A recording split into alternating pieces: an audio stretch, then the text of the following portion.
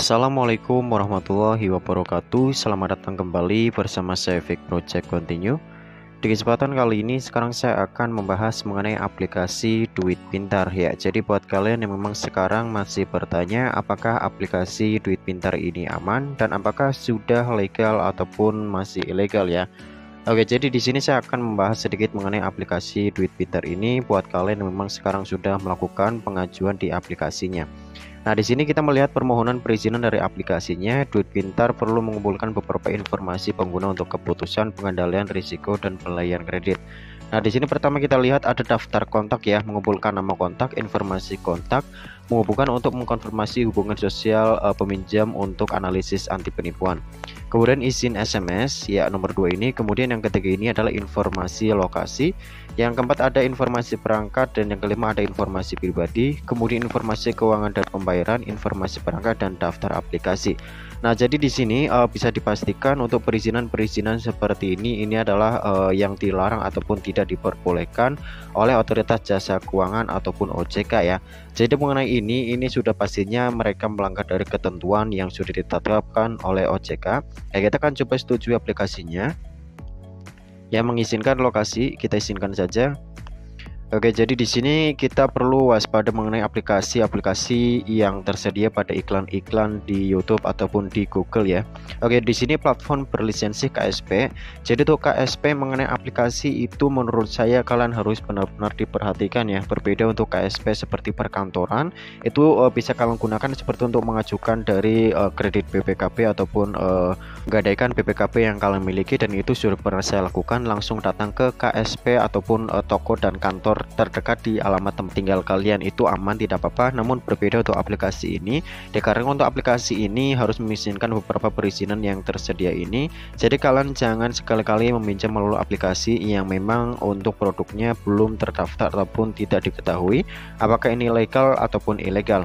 Jadi saya pastikan di sini mengenai aplikasi Duit Pintar adalah aplikasi yang masih tergolong ilegal ya. Jadi buat kalian harap diperhatikan. Nah, jadi buat kalian yang memang masih bertanya bagaimana Bang mengenai utang saya di aplikasinya, apakah harus dibayar ataupun tidak ya, karena saya tidak memiliki uang untuk mengembalikannya, dan tenor di aplikasinya pun ini tergolong cukup cepat sekali ya. Biasanya untuk aplikasi-aplikasi ilegal ini mereka memberikan tenor hanya 7 hari, dan jangka bunga yang diterima itu sangat besar sekali plus dengan potongan pinjamannya. Oke, sejatinya hutang sih memang harus dibayar ya. Jadi semua saya serahkan kepada pengguna atau kepada kalian semua. Dan kalau dilihat secara hukum mengenai aplikasi ilegal dan legal ini, di sisinya pinjaman online untuk pinjol ilegal ini hukumnya tidak sah ya, karena tidak memenuhi syarat yang diatur dalam hukum perdata. Jadi buat kalian nanti jika kalau melakukan gagal bayar di aplikasinya, itu tidak akan masuk perdata ya. Karena untuk aplikasi yang semacam ini ataupun belum terdaftar di Otoritas Jasa Keuangan, mereka tidak sah secara hukum. Jadi untuk oknum pinjol ilegal juga sudah banyak yang ditangkap ya, karena mereka melakukan penagihan secara online kepada nasabah, dan dalam penagihan tersebut menggunakan kata ancaman akan disebarkan data nasabah ke seluruh kontak, dan itu membuat nasabah memang takut terkait dengan data diri kesebar ke orang lain. Itu memang dilarang dikarenakan OJK tidak menyuruh atau memberikan peraturan boleh mengancam kepada nasabah.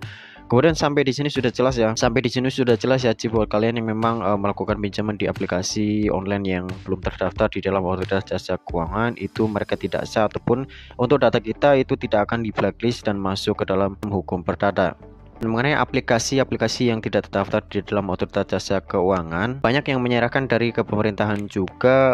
Kalau sudah disebar data itu sudah lunas ya. Jadi kalian boleh tunggu saja DC sampai ke rumah. Kalau kalian mau ya, minta didampingi RT ataupun RW setempat dan mengajak DC ke kantor polisi kalau mereka mengotot untuk menyuruh bayar keseluruhan denda plus bunganya ya. Jadi kalian minta DC aplikasinya untuk memperlihatkan surat legal ataupun lisensi dari aplikasinya bahwa aplikasi tersebut sudah legalitas ataupun resmi dan terdaftar di dalam Otoritas Jasa Keuangan. Itu jika ada DC yang datang ke alamat tempat tinggal rumah kalian. Kenyataannya mereka tidak akan berani karena tidak ada legalitas resmi dari produk pinjaman online tersebut. Jadi kalian kalau mau melakukan gagal bayar ataupun tidak itu terserah ya, tidak apa-apa.